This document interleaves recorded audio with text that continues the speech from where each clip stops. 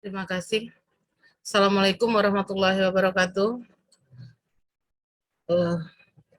Izinkan pada kesempatan ini saya ingin menyampaikan materi tentang strategi pembelajaran dan motivasi belajar bagi mahasiswa. Di sini tujuan dari strategi pembelajaran dan motivasi belajar bagi mahasiswa antara lain di sini diharapkan mahasiswa itu mampu untuk memahami dan mengembangkan strategi pembelajaran, kemudian memotivasi diri dan terus belajar. Sedangkan tujuan khusus pembelajarannya, yang pertama menjelaskan strategi pembelajaran di perguruan tinggi, kemudian menjelaskan motivasi belajar di perguruan tinggi, dan menjelaskan tuntutan belajar di perguruan tinggi. Strategi pembelajaran. Nah, ini ada dari dua kata. Yang pertama strategi dan kemudian pembelajaran. Apa strategi? Strategi itu merupakan suatu pendekatan secara keseluruhan yang berkaitan dengan pelaksanaan suatu gagasan, perencanaan dan eksekusi suatu aktivitas dalam kurun waktu tertentu. Sedangkan pembelajaran itu sendiri seperti yang terdapat dalam Undang-Undang Nomor 12 Tahun 2012 Pasal 1 Ayat 12, pembelajaran merupakan proses interaksi antara mahasiswa dengan dosen, antara peserta didik dengan pendidik, dan sumber belajar pada suatu lingkungan tertentu. Kemudian pembelajaran, ada lagi yang mendefinisikan pembelajaran itu ada beberapa ya definisi pembelajaran. Yang pertama menurut Dimyati dan Mujiono, pembelajaran merupakan kegiatan dosen atau pendidik secara terprogram dalam desain instruksional untuk membuat mahasiswa atau peserta didik itu belajar secara aktif. Ada juga yang mendefinisikan pembelajaran merupakan suatu sistem instruksional yang terdiri atas beberapa komponen, antara lain ada tujuan, kemudian ada bahan ajar, ada mahasiswa, peserta didik, ada pendidik atau dosen, ada metode pembelajaran, ada media yang digunakan, dan ada evaluasi pada akhirnya. Kemudian strategi pembelajaran menurut Etin Solihatin, merupakan pendekatan secara menyeluruh dan sistem dalam suatu sistem pembelajaran yang berupa pedoman umum dan kerangka dari suatu kegiatan untuk mencapai tujuan pembelajaran. Sedangkan menurut Darmaya tahun 2010, strategi pembelajaran merupakan suatu pengorganisasian dari isi pelajaran, penyampaian pelajaran, pengelolaan kegiatan pembelajaran dengan menggunakan berbagai sumber belajar yang digunakan oleh dosen, pendidik guna menunjang terciptanya proses pembelajaran yang efektif dan efisien. Ada juga strategi pembelajaran itu didefinisikan merupakan suatu prosedur pembelajaran dalam membantu usaha belajar mahasiswa atau peserta didik, mengorganisasikan pengalaman belajar, kemudian mengatur perencanaan bahan ajar agar terciptanya proses pelajaran yang lebih efektif. Mengapa strategi pembelajaran itu penting? Karena seperti kita ketahui, pendidikan ini merupakan kunci. Pendidikan itu kunci. Jadi jika suatu bangsa itu pendidikannya berhasil, maka bangsa itu akan dikatakan bangsa yang berhasil. Begitu juga sebaliknya, jika pendidikannya gagal, maka bangsa itu dikatakan bangsa yang gagal. Jadi pendidikan ini sangat penting. Nah, untuk bisa mencapai itu, kita harus punya strategi pembelajaran yang baik. Nah, sekarang dalam kegiatan belajar, jadi mahasiswa itu harus menguasai 3 hal atau 3 ranah. Yang pertama kognitif, pengetahuan, kemudian psikomotoriknya, dan keterampilan dan afektif atau sikap. Nah, kognitif di sini dibedakan menjadi 6 tingkatan. Yang pertama pengetahuan, kedua pemahaman, ketiga aplikasi, keempat analisis, kelima sintesis, dan kemudian evaluasi. Kemudian psikomotor itu dibedakan menjadi 5 tingkatan. Yang pertama meniru, menggunakan, ketepatan, perangkaian, kemudian naturalisasi. Sedangkan untuk afektif sendiri itu dibedakan juga menjadi 5 tingkatan. Yang pertama pengenalan, kedua merespon, ketiga penghargaan, kemudian keempat pengorganisasian, dan kelima pengamalan. Nah, di sini motivasi belajar di perguruan tinggi. Jadi motivasi belajar di perguruan tinggi ini dapat menciptakan kondisi yang menimbulkan perilaku, mengarah kepada perilaku, dan mempertahankan intensitas perilaku. Motivasi, sesuai dengan judul materinya, motivasi merupakan suatu kekuatan atau energi seseorang untuk dapat menimbulkan tingkat persistensi dan antusiasme dalam melaksanakan suatu kegiatan. Nah, motivasi ini sendiri sumbernya bisa dari diri sendiri atau dari dalam, itu namanya motivasi intrinsik, atau motivasi yang bersumber dari luar atau datang dari lingkungan sekitar, hanya dari dosen yang motivasi mahasiswa. Ini yang dinamakan sebagai motivasi ekstrinsik. Seberapa kuat motivasi yang dimiliki oleh individu akan menentukan kualitas dari perilaku yang ditampilkan, baik dalam konteks belajar, bekerja, maupun dalam kehidupan sehari-hari. Sedangkan fungsi motivasi dalam belajar, ya, dalam belajar motivasi itu akan menjadi hal yang paling mendasar, ya, yang harus ada dalam proses pembelajaran, karena dengan adanya motivasi proses pembelajaran itu akan menjadi lebih optimal. Selain itu, motivasi juga selalu berkaitan dengan tujuan. Jadi motivasi yang baik mungkin bisa mencapai tujuan yang baik. Kemudian bentuk motivasi itu jarang ya namanya datang dengan sendirinya atau muncul dengan tiba-tiba. Kebanyakan motivasi itu ditumbuhkan oleh orang lain atau motivasi ekstrinsik. Jadi motivasi yang datang dari luar, ya, itu bisa ditumbuhkan oleh dosen atau guru atau orang tua atau teman-teman. Itu bisa juga dapat memotivasi kita. Atau bisa juga dengan mungkin makin media, ya, makin media. Misalnya kita nonton video-video yang inovasi atau video yang bisa memotivasi, mungkin bisa membangkitkan atau menyemangati dari motivasi itu sendiri. Kemudian bagaimana cara dosen, ya, cara dosen atau cara pendidik untuk bisa memotivasi peserta didik atau mahasiswanya. Yang pertama mungkin memberikan angka. Nah, memberikan angka dalam arti kata dosen mungkin memberikan angka yang terkait dengan penilaian kognitif, psikomotorik, atau afektif. Jadi dengan adanya angka-angka mungkin bisa memotivasi peserta didik, dia harus mendapatkan angka yang bagus atau angka yang besar, sehingga dia termotivasi untuk melakukan suatu kegiatan yang lebih baik. Kemudian yang kedua, cara memotivasi atau menumbuhkan motivasi belajar itu antara lain memberikan hadiah. Hadiah ini bisa menjadi semangat orang untuk melakukan sesuatu hal. Jadi bisa memotivasi orang untuk melakukan suatu kegiatan. Jadi memberikan hadiah bisa menjadi salah satu yang bisa digunakan untuk bisa memotivasi belajar mahasiswa.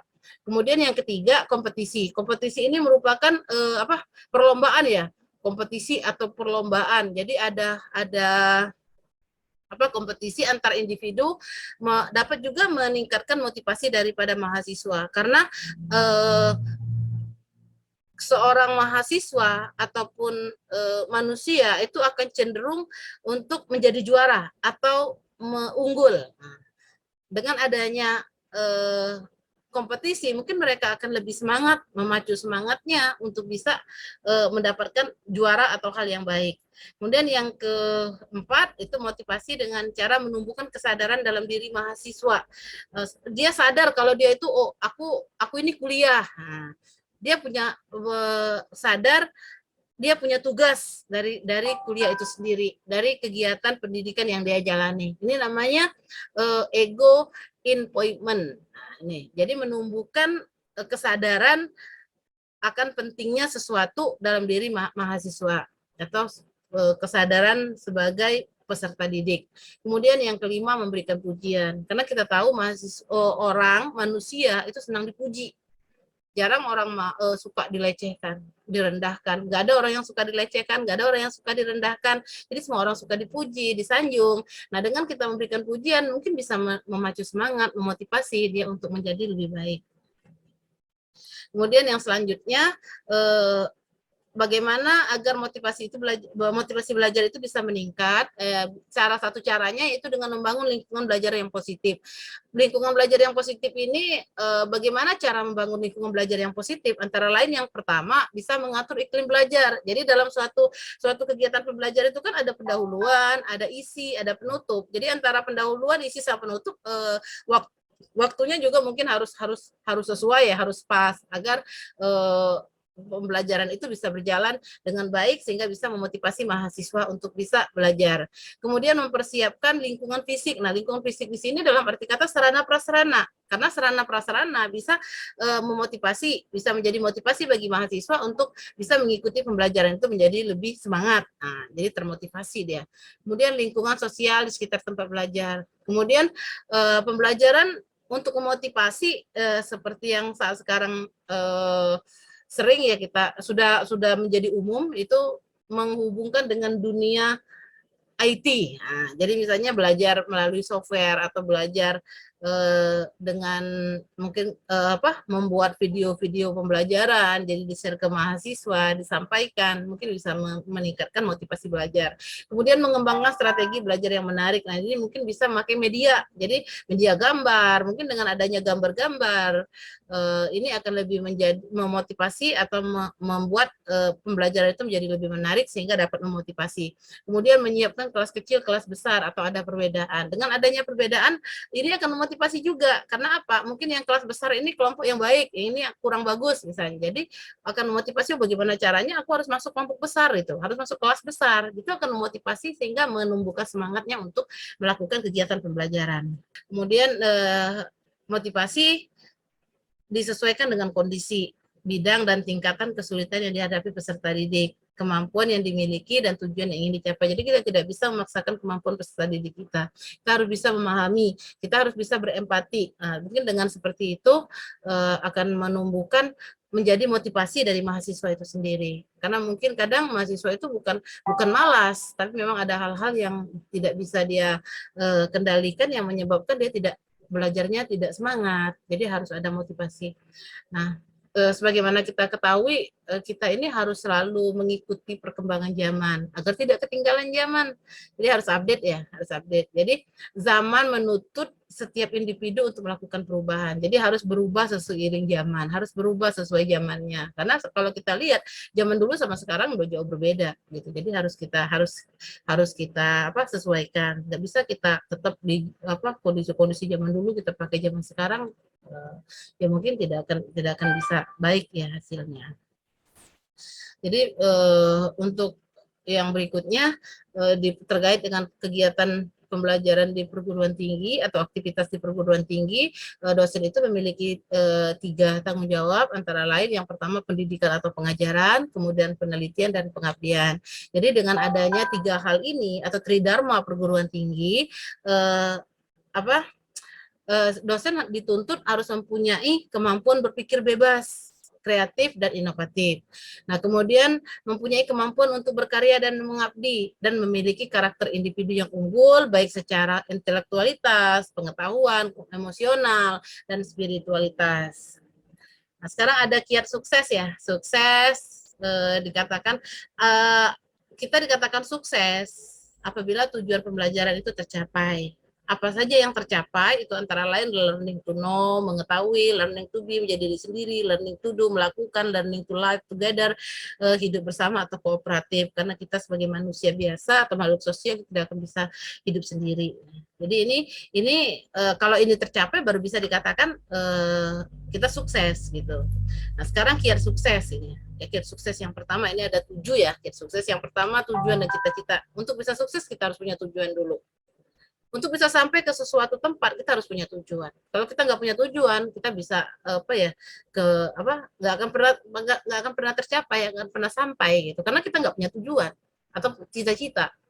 Jadi harus ada tujuan, harus ada cita-cita. Dengan adanya tujuan dan cita-cita, kita akan berusaha untuk mencapainya. Kemudian disiplin. Disiplin itu banyak yang bilang disiplin merupakan kunci kesuksesan. Ya, memang benar.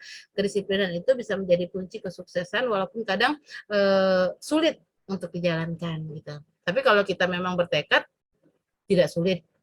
Segala sesuatu itu tergantung niatnya. Kalau kita ingin pasti bisa. Konsistensi. Jadi harus konsisten.